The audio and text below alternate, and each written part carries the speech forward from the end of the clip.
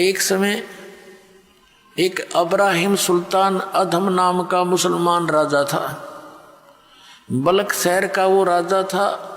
बहुत ज़्यादा उसकी संपत्ति थी और पिछले जन्म का वो परमात्मा का हंस था। वो कौन था? पिछले जन्म में एक सम्मन नाम का मनियार था।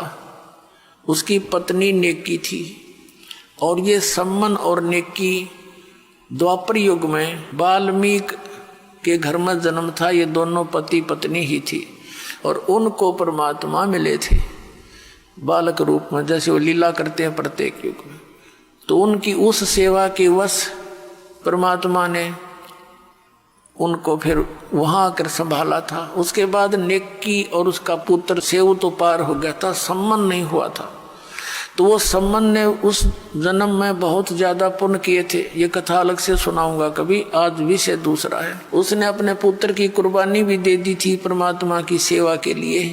कबीर साहब ने उसको जीवित कर दिया था। फिर वो सम्मन पार नहीं हुआ, लेकिन उसने जो पुण्य किए थे, परमात्मा के संग रह करके कुछ दिन भक्ति की थी, उसके परिणाम स्वरूप वो अगले जन्म में एक नौ शेर खान नाम का राजा बन गया और इतना कंजूस हो गया कि वो कोई दान करे नहीं और गनाए धन था। तब परमात्मा वहाँ भिखारी बनकर गए उस नौ शेर खान नाम के राजा के पास और कहा कि महाराज कुछ दक्षिणा दे दो।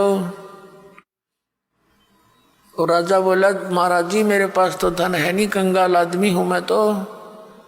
महाराज ने कहा, उस परमात्मा जो संत रूप में खड़े थे कबीर साहब, कि राजन तेरे पास तो 80 खजाने हैं, 80 गंज।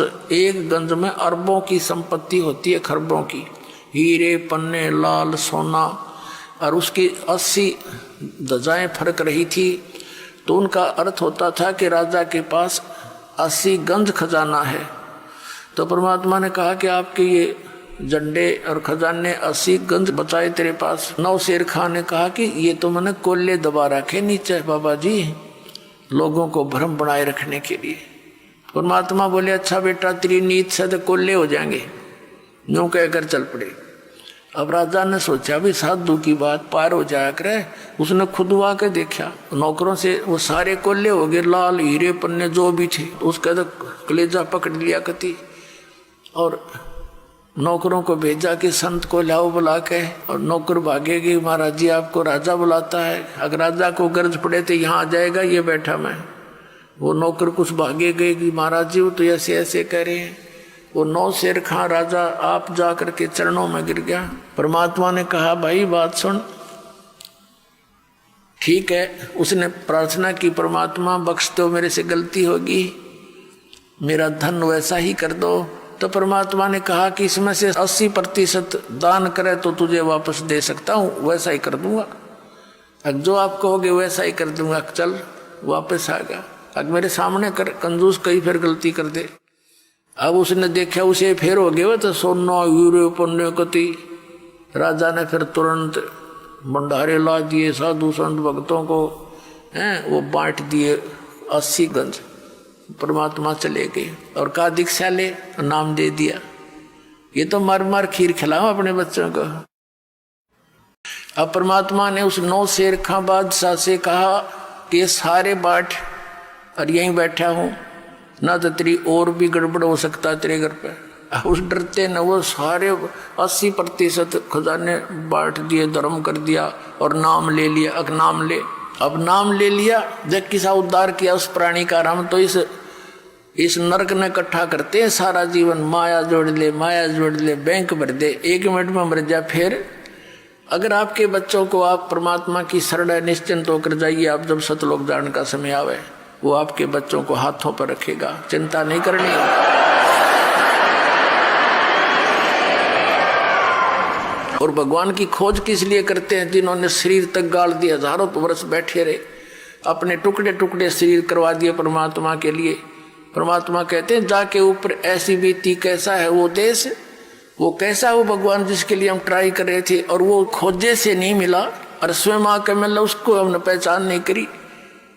तो ये हमारी अज्ञानता थी, आध्यात्मिक अज्ञानता।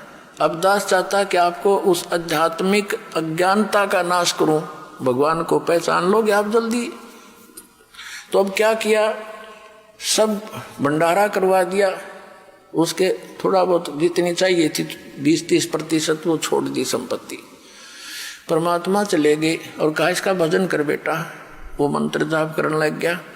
कुछ दिनों के बाद उसके मन में के आई कि मैं भी अच्छा पागल हूँ, गुरुजी कौन से देखे थे कितना दान करूँ, मैं थोड़ा बहुत करके कह दूँ जी सारा ही कर दिया मन तय, या गलती कर दी, अच्छा घने घोड़े खरीदूँ हो, कोई शादी कराऊँ हो, इस तरह की बकवास उसके मन में आ गई।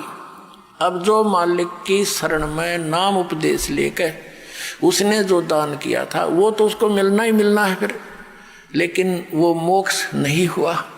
आशा रहेगी उसकी नालायकी के मैंने बड़ी गलती कर दी, ऐसा नहीं करना चाहिए, तो उसके कारण उसकी मृत्यु तो होगी।